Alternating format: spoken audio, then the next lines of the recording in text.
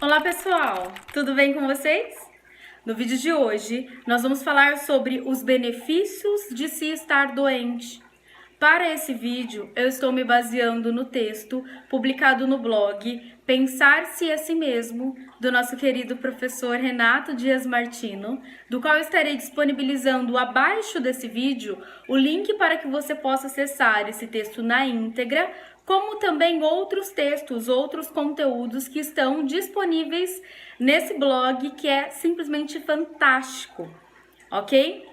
Esse pensamento sobre os benefícios de se estar doente, esse texto na realidade ele é uma expansão de um pensamento freudiano.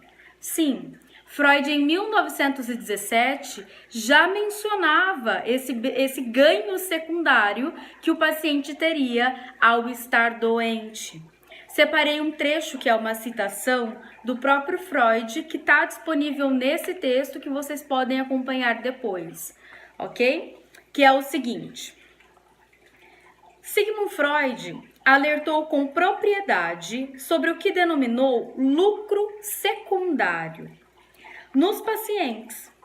Para Freud, lucro secundário consiste no benefício em continuar doente, ou ainda, as vantagens em sustentar uma suposta doença. Freud percebeu, em inúmeros casos, que o paciente percebera uma vantagem em continuar doente, e raramente deixa de haver ocasiões em que se comprova que a doença, repetidas vezes, se torna útil e adequada, e adquire, por assim dizer, uma função secundária que reforça novamente sua estabilidade. Vamos refletir então sobre esses benefícios do estar doente? E é claro que o nosso querido Renato, ele faz um complemento e ele nos sugere um ganho terciário. O que será isso? Vamos entender um pouquinho mais, então. Vamos lá?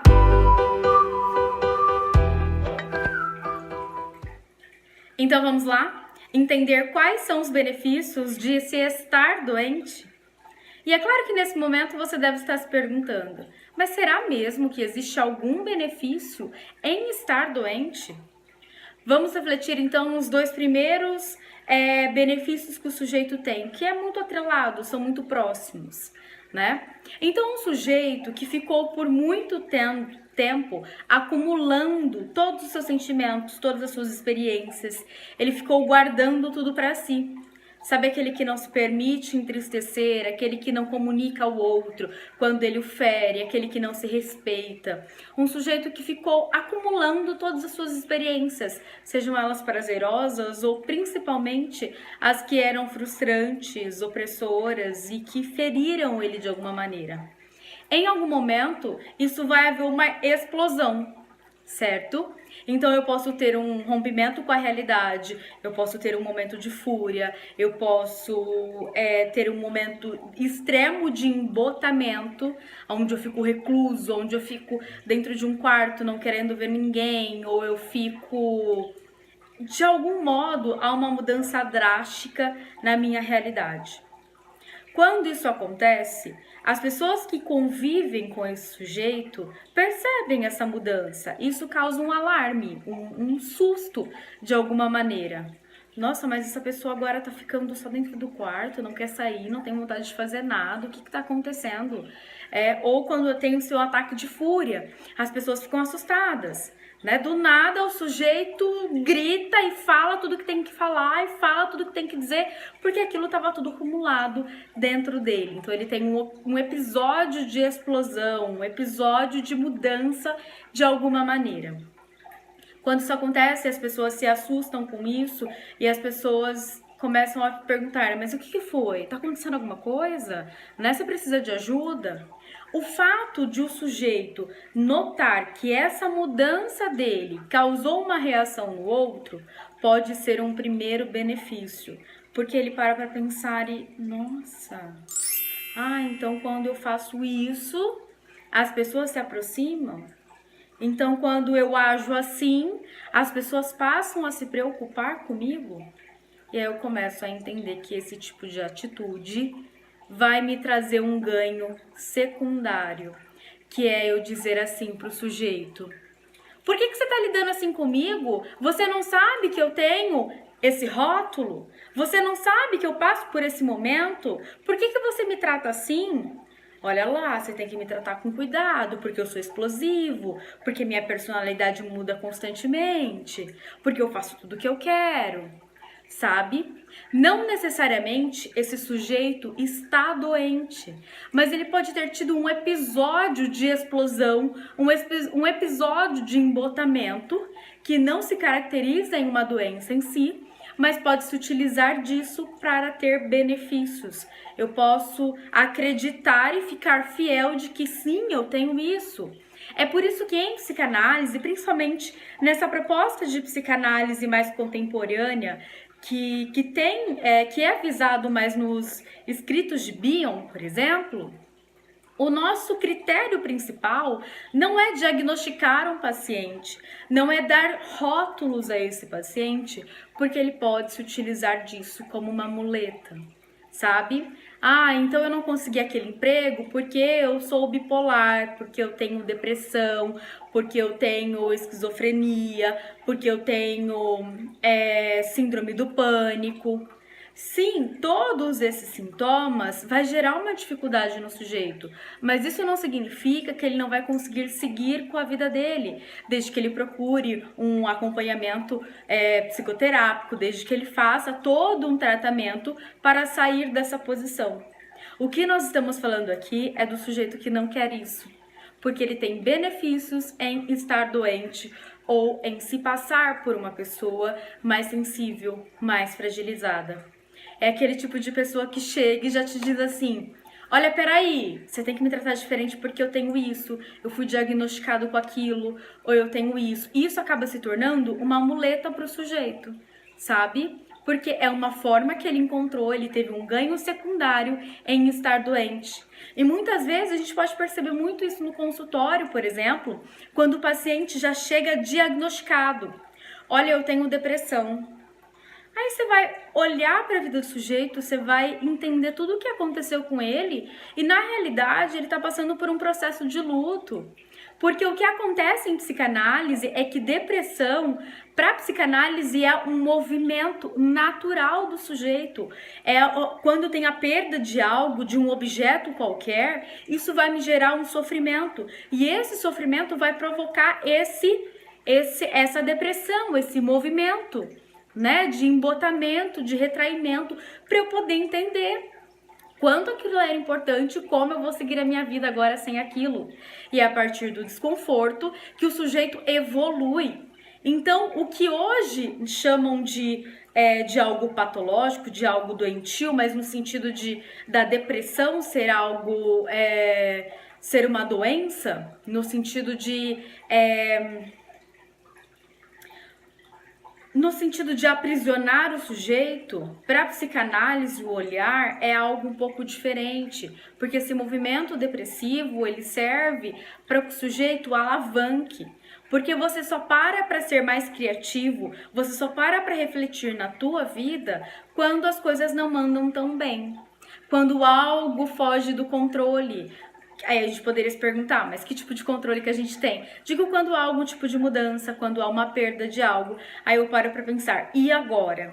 Se tudo estivesse bem, se tudo estivesse tranquilo e não houvessem esses movimentos, né? Por exemplo, o teu negócio parou de dar um lucro significativo. Então você para pensar, o que eu posso fazer a partir de agora? Né? Como que eu vou seguir? Houve uma separação. E agora? Como que cada parte do casal vai seguir com a sua vida? Né? Então, sabe, todos esses processos que geram esse movimento de depressão, que é natural, servem na verdade para alavancar o sujeito e não para aprisioná-lo, como é tido. Só que eu tô usando esse exemplo porque é o mais comum, né? Hoje em dia, todo tipo de tristeza, todo tipo de um certo embotamento, mas que não é excessivo, né? Eu já falei um pouquinho sobre isso num vídeo anterior da semana passada, vou deixar o link um pouquinho aqui abaixo, caso você não tenha visto, que explica um pouco melhor, né? sobre essa questão da depressão, do movimento, do que é uma melancolia, de que é um processo de luto, que vai ficar um pouquinho mais tranquilo para vocês. Então, o que seria esse ganho secundário? Que é o que a gente está falando aqui do ganho primário, que é quando eu consigo perceber que aquilo, como eu estou agindo, né, provoca uma mudança no sujeito, que as pessoas passam a tratar ele com mais delicadeza, passam a ter mais cuidado com o que vão dizer, sabe? Ah, então, porque o fulano, ó, gente, ó, vai chegar o fulano aí, mas o fulano, ele tem bipolaridade, ok? Então, assim, vocês, né, tratam ele, ok? Aí o fulano chega e fala assim, oi, fulano, tudo bem com você? Você quer se sentar aqui? Você aceita uma água, um café, né? Como se a gente tivesse que tratar um sujeito só pelo fato dele estar doente diferente, quando na realidade a gente tem que tratar todo sujeito como qualquer ser humano, que merece respeito, atenção, carinho, né? Não só um sujeito que já chega com rótulo de algo. Então vocês entendem? E aí isso se torna o ganho secundário. Então eu já chego já dizendo, olha, eu tenho isso, ok? Né? E o que seria o ganho terciário, que é uma expansão do professor Renato? O ganho terciário dentro dessa situação é quando as pessoas que convivem com esse sujeito que está adoecido têm ganhos também. Por quê? Porque para algumas pessoas o sujeito não mudar é conveniente. Então pode chegar um momento que o sujeito que estava passando por esse ganho primário e secundário pare e pense, eu não quero mais nada disso. Eu quero procurar uma psicoterapia, eu quero me livrar de todos esses sintomas, de tudo isso que me aprisiona de alguma maneira, né? Eu quero deixar isso para trás. E aí ele começa esse processo psicoterápico. E em muitos casos pode ser que que um familiar esteja bancando com esses custos, pode ser, não necessariamente, né? Mas em alguns casos sim. Mas de qualquer forma, os familiares que vivem com esse sujeito passam a estranhar as mudanças que ocorrem a partir de um ambiente saudável, que é um processo psicoterápico, né? Que é um novo modelo de relação, que é o que vai dar esse suporte para que o sujeito possa integrar-se novamente, para que ele possa nutrir o seu ego e começar a realmente acreditar em si mesmo, a ver quem é ele, né? Quem é esse sujeito, o que ele pode alcançar, o que ele tem que deixar para trás, mas coisas que ele mesmo vai decidir. E aí esses familiares começam a se sentir incomodados com isso e podem fazer as seguintes perguntas, né? Mas você não tá fazendo terapia? Olha só, tá piorando, viu? Não tá te ajudando, não. Porque o sujeito começou a colocar o seu desejo. Ah, então eu não quero fazer isso não, né? Eu não vou fazer não. Ou eu não vou fazer isso. Ou hoje eu vou fazer aquilo. E aí o familiar, Ah, não vai não, não vou permitir. o sujeito, não, eu vou porque eu quero. É o meu sonho, é o meu desejo. Entendem? O sujeito passa a se responsabilizar por ele próprio. Só que aí isso incomoda o outro. Porque até então, o outro estava coordenando o que seria feito. Existe uma contrapartida, por exemplo, né, uma contradição na realidade, quando a queixa de um paciente chega, por exemplo, os pais chegam com uma queixa que querem que seu filho seja independente, mas criam armadilhas para que ele não seja independente, porque a horas eu quero que ele se vá e horas eu faço de tudo para que ele fique, para que ele ainda continue dependente de mim, e algo nesse sentido, né? Então, assim, o ganho secundário da família é do fato do paciente, pode ser também um ganho financeiro, né, desse paciente, um ganho de que... quer um outro exemplo também, onde eu tenho benefícios quando o sujeito está doente? Porque eu posso um ganho bem narcísico na realidade, onde eu posso dizer assim pro outro, tá vendo como você é burro? Tá vendo como você não consegue nada? Porque aí eu sempre vou ser o inteligente, eu sempre vou ser o esperto que vai conseguir de tudo, que vai articular tudo. Então eu fico alimentando que esse sujeito continue adoecido e limitado para que eu possa expandir, para que não haja um tipo de concorrência, sabe? Então o fulano sempre é dependente de mim. Até um exemplo que nós usamos ontem no grupo de estudos do GEPA, quem ainda não conhece, é Grupos de Estudos Psicanálise do Acolhimento, que nós realizamos toda quarta-feira em São José do Rio Preto, com a coordenação do professor Renato, né? Um evento que pode ser tanto online quanto presencial. Quem tiver interesse pode entrar em contato também. Vou deixar os telefones abaixo. E hoje é quinta-feira, claro, né? Ontem foi quarta. E o professor Renato usou um exemplo que vai ficar um pouquinho mais claro para vocês, né? Desse exemplo do que um se beneficia com a doença do outro. Sabe quando nós temos um sujeito que age impulsivamente, né? Que não tem um filtro do que ele deveria fazer, do que ele deveria dizer. Aí quando chega alguém e fala assim, olha fulano, pensa é sempre um mais alto e um mais baixinho nos desenhos, né? Um mais frágil e o outro que é mais fortinho.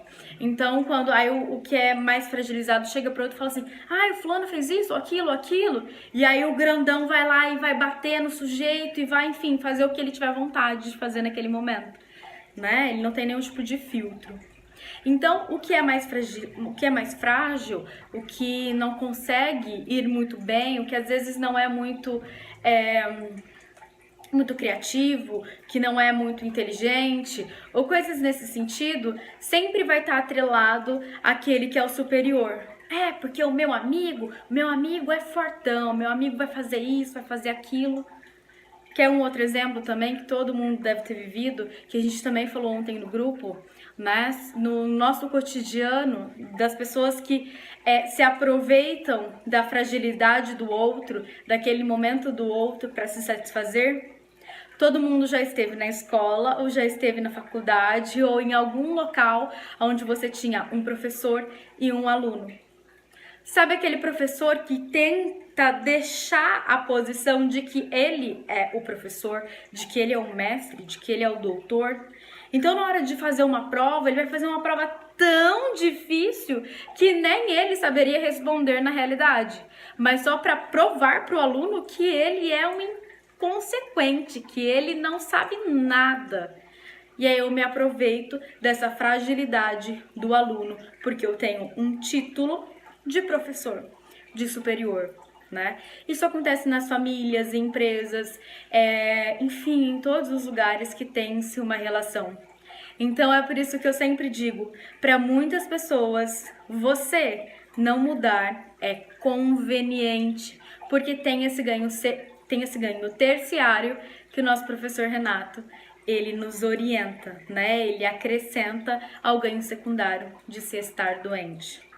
Espero que tenha ficado um pouco mais claro. É claro que se eu fosse destrinchar todos os conteúdos que tem nesse texto, né, é um texto relativamente curto, denso e rico, né? Vale muito a pena que você leia ele na íntegra. Fala sobre vários conceitos, como o pensamento que antecede o sujeito, que já influencia no que o sujeito vai ser ou não, na sua personalidade. Até tem um vídeo que eu falo algo sobre isso. Também vou deixar abaixo desse vídeo, assim vocês podem conferir. Espero que vocês tenham gostado. E é claro, se restou alguma dúvida, deixa abaixo nos comentários. E também, se você gostou desse conteúdo, se você gostou desse vídeo, deixa seu like abaixo do vídeo. E se ainda não é inscrito no canal, se inscreve e permanece para os nossos próximos vídeos. E não se esqueça de ativar o sininho, porque o YouTube só está notificando as pessoas que interagem com os vídeos, né? Porque é um significado de que você gosta desse conteúdo e gostaria de ver mais. Combinado? Por hoje é isso. Um beijo pra vocês e até o nosso próximo vídeo. Tchau, tchau!